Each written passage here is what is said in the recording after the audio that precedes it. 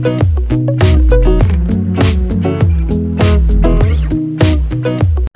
Viewer, আশা করি সবাই ভালো আছেন।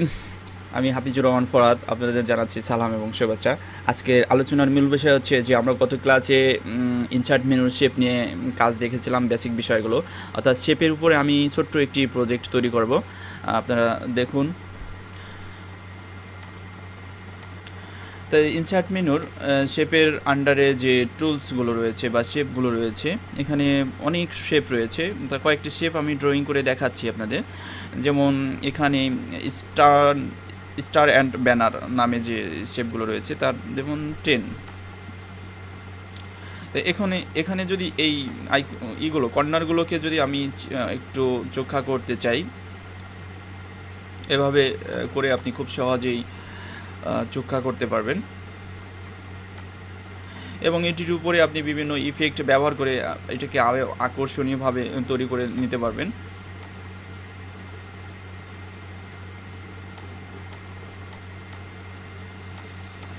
এছাড়া এখানে আরও কিছু অপশন রয়েছে, যেমন লাইন কিভাবে আপনি ড্র করবেন। লাইন এটি সাধারণত শিপ শেপে নিলে আপনি এটিকে সোজাভাবে তৈরি করতে পারবেন। আর এখানে লাইনের কালার রয়েছে বিভিন্ন। তো ইনসার্ট মেনুর শেপের আন্ডারে কালেক্টেড নামে যে অপশনগুলো রয়েছে, এখানে আপনি এই আইকনগুলোকে আপনার মতো করে আপনি এটিকে বড় ছোট করে নিতে পারবেন, রোটেট করে নিতে পারবেন।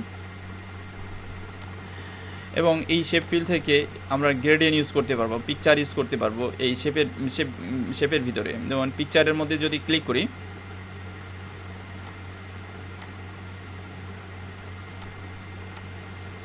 দেখেন এটি পুরো একটা পিকচার আকারে তৈরি হলো।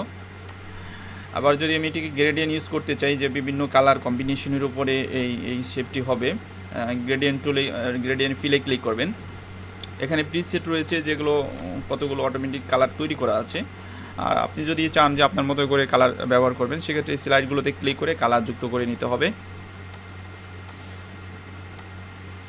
এবং এখানে ব্রাইটনেস রয়েছে কালারের উপরে, আপনি চাইলে ব্রাইটনেস কমিয়ে বাড়িয়ে নিতে পারবেন। ট্রান্সপারেন্সি রয়েছে, দেন ওকে। দেখতে পাচ্ছেন যে শেপের ভিতরে আপনি গ্রেডিয়েন্ট দেখা যাচ্ছে।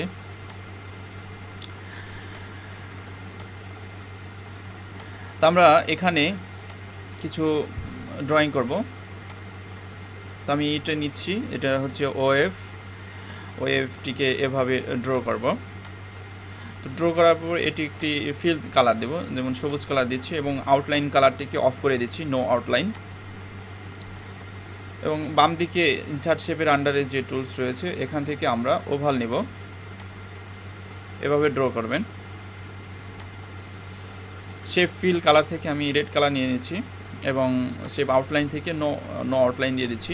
এখন এটির মাঝখানে যদি আমি এটিকে বসাতে চাই, যে বৃত্তটা এটার মাঝখানে থাকবে, শিফট চেপে বা কন্ট্রোল চেপে আমরা পরের অবজেক্টটিকে ক্লিক করব, তাহলে দুটি অংশ একসাথে সিলেকশন হয়ে যাবে। অ্যালাইন মিডিল, দেখতে পাচ্ছেন মিডিল, অ্যালাইন সেন্টার, সেন্টারে এটি বসে গেল। তো ইনসার্ট থেকে শেপ রাউন্ডেড শেপটি আমি ড্র করব। এটিকে লম্বাভাবে আপনি ড্র করবেন, নিচের দিকে যাবে এটি।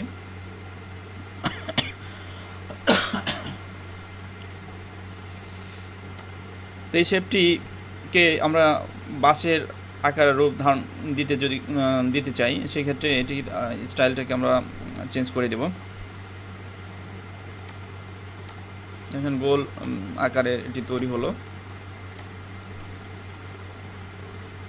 সবশেষে এটিকে আমরা একটি গ্রুপে রূপান্তরিত করব। শিফট বা কন্ট্রোল চেপে, কিবোর্ড থেকে কন্ট্রোল চেপে আপনি একভাবে অবজেক্টগুলোকে ক্লিক করে তারপরে এটিকে সিলেকশন করবেন এবং গ্রুপ নামে যে অপশন আছে, গ্রুপে ক্লিক করে এটিকে গ্রুপে রূপান্তরিত করতে হবে। তাহলে আমরা অনায়াসে কিন্তু যে কোনো জায়গায় এটিকে মুভ করতে পারবো এবং এটিকে ছোট বড় করা যাবে একসাথে।